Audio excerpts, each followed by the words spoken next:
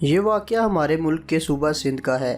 ایک 40 سالہ نوجوان جس کا تعلق ہندو گھرانے سے تھا، اس کو کینسر کا مرض لاحق ہوا۔ ڈاکٹروں نے لا علاج کہہ کر زندگی خوشی سے گزارنے کا مشورہ دیا اور کہا کہ اب آپ زیادہ سے زیادہ ایک ماہ کے مہمان ہیں۔ وہ ہارے ہوئے جواری کی طرح اپنے کمرے میں داخل ہوا اور بیڈ پر لیٹ گیا کہ اب میں کچھ ہی لمحوں کا مہمان ہوں۔ بیوی اس کے ساتھ پیار محبت کی باتیں کرنے لگی، لیکن میاں کی عدم دلچسپی بھانپ گئی۔ اصرار کرنے پہ شوہر نے بتایا کہ اس کو بلڈ کینسر ہے جو آخری سٹیج پہ ہے۔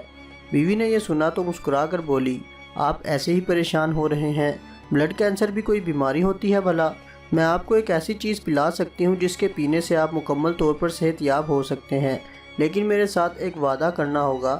آپ جب بھی صحت یاب ہوں گے تو میں جو کہوں گی آپ کو وہ کرنا پڑے گا، چاہے آپ کی رضا ہو یا نہ ہو۔ بولیں آپ تیار ہیں؟ شوہر حیران ہوا کہ جس بیماری کا علاج دنیا کے کسی ڈاکٹر کے پاس نہیں، اس کا علاج میری بیوی کے پاس کہاں سے آ گیا؟ اس کے ہاتھ کون سا علادین کا چراغ لگ گیا؟ شوہر نے نہ چاہتے ہوئے وعدہ کیا۔ بیوی نے کہا ٹھیک ہے، آپ یہیں ٹھہرے، میں ابھی آئی۔ کچھ لمحے بعد اس کی بیوی آئی تو اس کے ساتھ ایک جگ تھا۔ اس نے کرسی پہ بیٹھ کر شوہر کو کہا، آپ کو جب بھی پیاس لگے آپ نے یہی پانی پینا ہے، دوسرا کوئی بھی پانی نہیں پینا۔ وہ نوجوان جب بھی پیاس محسوس کرتا تو اسی جگ سے پانی پیتا اور بیوی روز اس جگ میں پانی ڈال کر بھرا کرتی تھی۔ بیوی کو نہ جانے کیا اعتماد تھا کہ اس کو شوہر کے آخری سٹیج کے کینسر کی ذرا بھی فکر نہ تھی، بلکہ وہ کینسر کو کوئی مرض ہی نہیں سمجھ رہی تھی۔ اس کے شوہر کو رہ رہ کر خیال آ رہا تھا کہ 1 مہینے بعد اس کی موت ہو جانی ہے اور اب زندہ رہنے کا کوئی چانس نہیں۔ کچھ دن گزرنے کے بعد اس نوجوان نے خود میں واضح تبدیلیاں محسوس کی۔ 1 ماہ گزر گیا تو وہ حیران ہوا کہ بقول ڈاکٹر وہ تو 1 ماہ کا مہمان تھا۔ وہ خود کو صحت مند محسوس کرنے لگا۔ لیبارٹری جا کر ٹیسٹ کرایا تو ایک حیرت انگیز انکشاف ہوا کہ آپ کا تو بلڈ کینسر ختم ہو چکا ہے۔ اس انکشاف سے اس نوجوان کو بہت حیرانگی ہوئی۔ وہ جلدی سے رپورٹس لے کر دوسرے لیب گیا تو وہاں بھی یہی جواب ملا کہ آپ کا تو کینسر ہی ختم ہو چکا ہے۔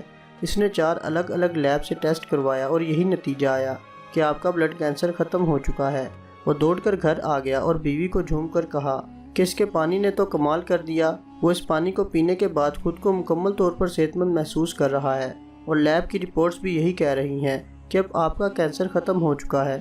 اگلے روز بیوی نے میاں کو وعدہ یاد دلایا تو شوہر نے پوچھا کہ بالکل میں ہر وعدہ پورا کروں گا، آپ بولو تو صحیح، آپ مسلمان ہو جائیں۔ بیوی نے کہا تو شوہر کو بجلی کا سا ایک جھٹکا لگا۔ مسلمان؟ تمہارا دماغ ٹھیک تو ہے؟ تم نے یہ لفظ کیسے بولا؟ تیری ہمت کیسے ہوئی مجھے مسلمان بنانے کی؟ کیا تم مسلمان ہو؟ ہاں میں مسلمان ہوں، بیوی نے کہا، لیکن مجھے تو بتایا گیا تھا کہ تم ہندو ہو، تمہارا پورا خاندان ہندو ہے، پھر تم کیسے مسلمان ہوئی؟ پہلے آپ وعدہ پورا کریں، اگر وعدہ پورا کریں گے تو سب بتا دوں گی، ورنہ نہیں بتا سکتی۔ شوہر نے کچھ دیر سوچا اور کہا ٹھیک ہے، میں مسلمان ہونے کو تیار ہوں۔ اس کے شوہر نے غسل کیا اور بیوی نے پاس بٹھایا اور کلمہ پڑھایا۔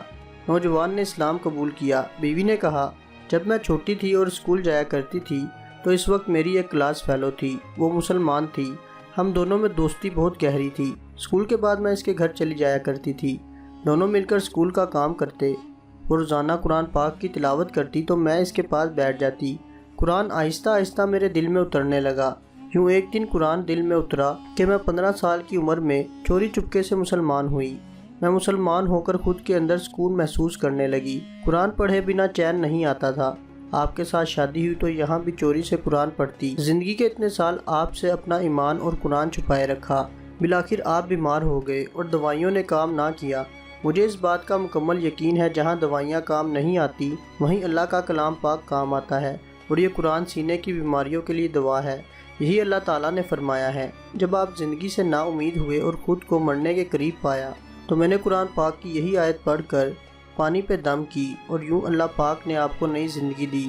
میرے دوستو، ہم تو قرآن پاک کی برکتوں سے واقف ہی نہیں۔ اگر ہمیں یقین کے ساتھ اس کے برکتوں کا علم ہو جائے تو ہم کو کہیں جانا ہی نہ پڑے، لیکن افسوس کہ ہمارا یقین کامل نہیں۔